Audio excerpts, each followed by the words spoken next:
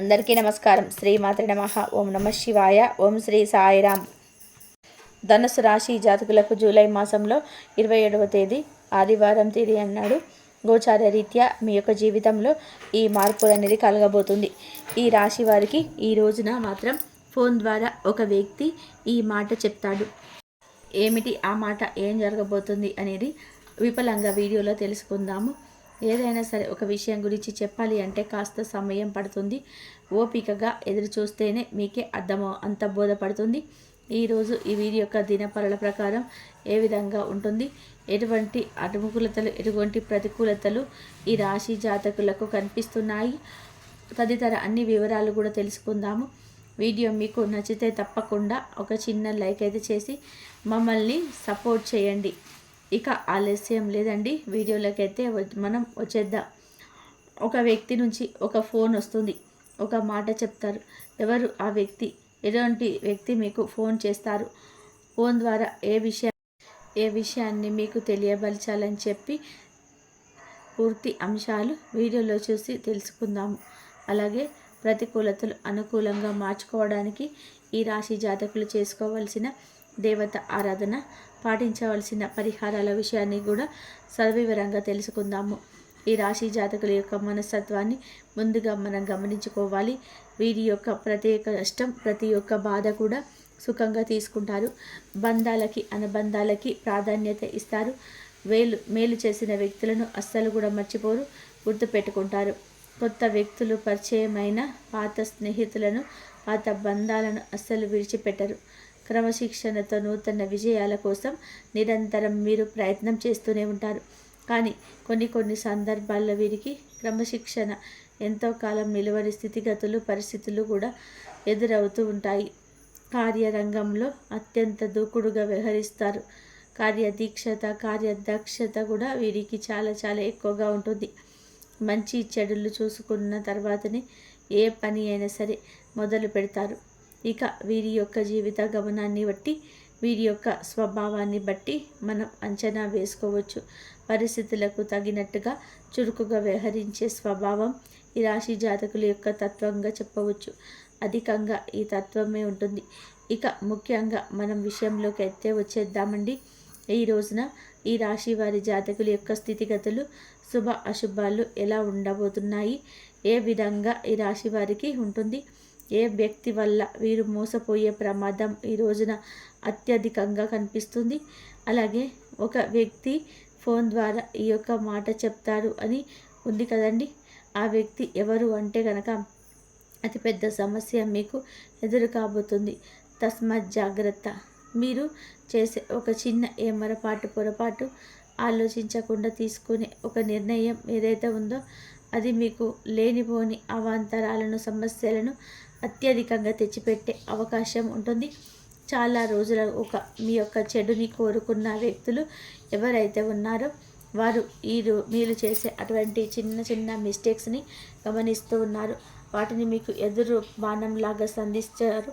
మిమ్మల్ని అవమానపరచడమే ధ్యేయంగా కంకణం కట్టుకొని ప్రయత్నం చేస్తున్నారు. ఒక పెద్ద సమస్య సృష్టించే ప్రయత్నం చేస్తారు. కాబట్టి మీరు చేసే ఏ పని ఏముందైనా సరే గణపతిని పూజించుకోండి. ఇష్టదైవ నామస్మరణ చేసుకొని మొదలు పెట్టండి. ఆచితూచి వ్యవహరించడం చాలా ఉత్తమం. అలాగే అనుభవజ్ఞుల సలహాలతో ముందుకైతే వెళ్ళడం సాధ్యపడుతుంది. ఈ రోజున అనేది మీరు గుర్తుంచుకోండి. నిర్ణయాలు తీసుకోవడం మంచిదే, కానీ ఆచితూచి తీసుకోండి. తగిన విధానంగా ప్రతి అంశంలో జాగ్రత్తలు తీసుకోండి. మీకు అత్యధిక లాభం అయితే ఉంటుంది.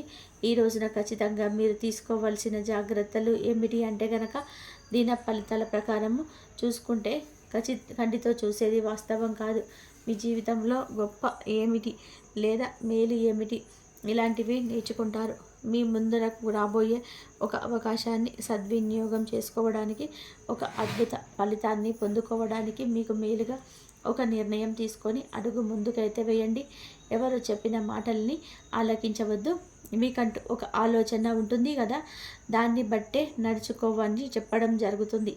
అయితే ఈ రాశి వారి యొక్క వ్యాపారపరమైన జీవితం చూస్తే ఈ విషయాల్లో చాలా నష్టం చేశారు. కొంతమంది మిమ్మల్ని అసహనంగా మాట్లాడారు. అలాగే తక్కువ చేసి మాట్లాడారు. ఈ రోజున మీరు తీసుకునే నిర్ణయం మీకు భవిష్యత్తులో ఎంతో మేలు చేసి సమకూర్చే విధానంగా ఉండబోతుంది అని చెప్పుకోవచ్చు. ఇంకా చెప్పుకోవాలనుకుంటే ఈ రాశి వారు ఎవరైతే ఉద్యోగ వ్యాపారవేత్తలు ఉన్నారో జీవితంలో కొన్ని ప్రశంసలు ఈ రోజునైతే దక్కబోతున్నాయి. మీ యొక్క ప్రశంస కని విని ఎరగని రీతిలో మీ వద్దకు వస్తుంది. ఇలా ప్రశంసిస్తారు అని కూడా మీరు అసలు కూడా అనుకోరు. ఇక ఇప్పుడు ఈరోజు ఈ విధంగా అనుకూలంగా మారబోతుంది. చాలా రోజులుగా మీరు అనారోగ్య సమస్యలతో బాధపడుతూ ఉంటే కనుక కాస్త ఊరట లభించే అవకాశం అయితే వస్తుంది. అలాగే మీ యొక్క సంతానం కావచ్చు ఈ యొక్క సమయంలో గర్వంగా నిలదొక్కునే స్థితి కనిపిస్తుంది. ఇక ఈ రోజున ఖచ్చితంగా కూడా జాగ్రత్త తీసుకోండి. మాట విషయంలో చేత విషయంలో ఏ నిర్ణయం తీసుకున్నా కూడా ఆగి ఆలోచించి ఆచితూచి వ్యవహరించడం, తగిన నిర్ణయాలు తీసుకోవడం మీకు మేలుదాయకం. ఏకపక్ష నిర్ణయాల్లో మీకు మేలు చేయబోనే విషయం గమనించుకోండి. అలాగే ఈ రాశికి చెందిన వ్యక్తులకు ఏకపక్ష నిర్ణయాల వల్ల ఈ రోజున మోసపోయే ప్రమాదం కూడా కనిపిస్తుంది. కాబట్టి జాగ్రత్త. అలాగే అన్యోన్ నెంబర్ నుంచి అయితే మీకు తెలియని ఒక వ్యక్తి నుంచి అయితే ఒక వార్త అయితే తెలియని నెంబర్స్ నుంచి ఫోన్ కాళ్ళు వస్తాయి. ఇంకా ఆ యొక్క కాల్స్ వచ్చినప్పుడు మీరు జాగ్రత్తగా ఉండడం ఉత్తమం. ఈ రోజున దినపరల ప్రకారం మీరు ఒక పెద్ద సమస్య వారి వల్లే రాబోతుంది. వారు చెప్పే మాట మీ మనసును తాకొచ్చు. ఏకకాలంలో సమస్య పెరిగి పెద్దగా కావచ్చు. మీ యొక్క తల్లిదండ్రులతో కానీ సంతానంతో కానీ లేదంటే తోబుట్టువులతో చిన్న చిన్న గొడవలుంటే గడప దాటి గొడవలు పరిష్కరించొద్దు. గడపలోనే గొడవను పరిష్కరించే ప్రయత్నం చేయండి. ఏ ఫంక్షన్లోనైనా సరే ఏ శుభ కార్యక్రమాలనైనా ఈ రోజున కలుసుకునే అవకాశం ఉంటుంది. అక్కడ కూడా సమస్యను పెంచవద్దు. ఈరోజు ఒక మంచి అవకాశం మిమ్మల్ని వెతుక్కుంటూ వస్తుంది. మీ ఆలోచనలు అభివృద్ధిని దిశగా తీసుకొని వెళ్ళే అవకాశం కూడా కనిపిస్తుంది. ఈ యొక్క అవకాశం మీ మనసుని కూడా మారుస్తుంది, సంతోషంగా ఉంచుతుంది. ఈ విధంగా ప్రతికూలతలు అనుకూలంగా కలిసి రాబోతుంది. కొంచెంగా ప్రయత్నకరంగా ఈరోజు ఈ రాశి వారికి ఉండబోతుంది. జాగ్రత్తగా మాత్రం ఉండండి. ప్రతిదీ కూడా ఆలోచించి చేయండి. అనవసరమైన వ్యక్తుల మాటల విషయంలో మీరు ఏకాగ్రతను సంధించొద్దు. వీరు ఈ రోజున అటువంటి వ్యక్తుల వల్లే ఈ రాశివారు ఎంతో కొంత మోసపోయే ప్రమాదం ఉంది. కానీ ఎంతో కొంత వారి వల్ల నష్టపరిహారం చెల్లించాల్సి వస్తుంది. ఇలాంటి అంశంలో లోతైన విశ్లేషణ చేస్తుంది. ఒంటరిగా కూర్చొని ఆలోచించుకున్నా పర్వాలేదు. షూరిటీ సంతకాల విషయంలో కూడా ఆలోచించి ఆచితూచి నిర్ణయం తీసుకోండి. ఈ విషయంలో తీసుకునే ఆలోచనలు కూడా తీసుకునే నిర్ణయాలు కూడా మీకు నష్టాలు తెచ్చిపెట్టే విధానంగా ఉంటాయి. అప్రమత్తత దీత్యనైనా అవసరమే. చోర భయం కూడా కనిపిస్తుంది. ఈ అంశంలో కూడా తగిన జాగ్రత్తలు తీసుకోండి. మీ కోరికలు ఖచ్చితంగా కూడా నెరవేర్చుకోవడానికి ఇష్టదేవత ఆరాధన చేసుకోండి. ప్రతికూలతలు అనుకూలతగా మార్చుకోవడానికి నిత్యం కూడా శివారాధన చేసుకోండి. విష్ణు సహస్రనామ పారాయణము కూడా మీకు మేలు కలుగజేస్తుంది. శుభతిథి ఉన్న ఒక మంగళవారం నాడు హనుమంతుడికి పొడవాటి సాల్వను సంప్రదించండి. మీ ఆర్థిక స్తోమత అనుకూలిస్తే ఖచ్చితంగా కూడా ఒక పేదవాడికైనా సరే కడుపు నిండా భోజనం పెట్టండి, లేదా స్తోమతకు తగ్గట్టుగా దాన ధర్మాలు చేయండి. అపార పుణ్యఫలాన్ని ఖచ్చితంగా కూడా పొందుకుంటారు. ఇక ముందు జీవితంలో మీరు అతి త్వరలోనే అదృష్టాన్ని కూడా పొందుకోబోతున్నారు. ముక్కోటి దేవతల అనుగ్రహం మీకు కలగాలి అంటే తప్పకుండా గోమాత యొక్క ఆరాధన చేసుకోండి. గోమాత ఆరాధన కూడా మీకు సకల దేవతల యొక్క అనుగ్రహాన్ని, మంచి బలాన్ని పొందుకోవడానికి ఉపయోగపడుతుంది. మీ భవిష్యత్తుకు సంబంధించినటువంటి మీరు ఏదైతే జరగాలని చెప్పి ఆరాటపడుతున్నారో అందుకోసమని మీరు ఒక మంచి పెద్ద అద్భుతమైతే ఈ రాశి జాతకులో ఈరోజు కనిపిస్తుంది. కానీ కొన్ని జాగ్రత్తలు అయితే తప్పకుండా పాటించాలి. ఎవరిని పడితే వారిని నమ్మడం, పర్సనల్ విషయాలు చెప్పుకోవడం, ఆర్థిక విషయాల గురించి చర్చించడం ఇలాంటివి అయితే అస్సలు చేయొద్దు. ముఖ్యంగా ఇరుగు పొరుగు వారితో, మీ కుటుంబ సభ్యులతో కొంచెం జాగ్రత్తగా ఉండండి. అసలు కొంతమంది వ్యక్తిత్వం ఎలా ఉంటుంది ముందు చక్కగా మాట్లాడతారు, శ్రేయోభిలాసుల్లాగా చాలా బిల్డపిస్తారు. కానీ బయటకు వెళ్ళి మనం చెప్పిన విషయాలు కూడా క్రోడీకరించి వక్రీకరించి చెప్తుంటారు. అంటే మనల్ని అవమానపరిచి మన పరుగు ప్రతిష్టలకు భంగం కలిగించే విధానంగా ఉంటారు. అటువంటి వారు చాలామంది ఉన్నారు. ఇరుగు పొరుగు కావచ్చు, కుటుంబీకులు కావచ్చు, మీ మంచి కోరుకునే వ్యక్తులు ఏవైతే అర్థం చేసుకునే విషయంలో కొంచెం అలసత్వం చూపించండి.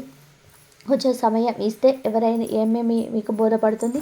మీరు తీసుకునే గోతిలో మీరే పడకుండా ఉండాలి అంటే కనుక బలహీనతలు బలంగా మార్చుకునే ప్రయత్నం చేయండి. గుడ్డిగా నమ్మవద్దు. కాస్త సమయాన్ని వారికి ఇవ్వండి.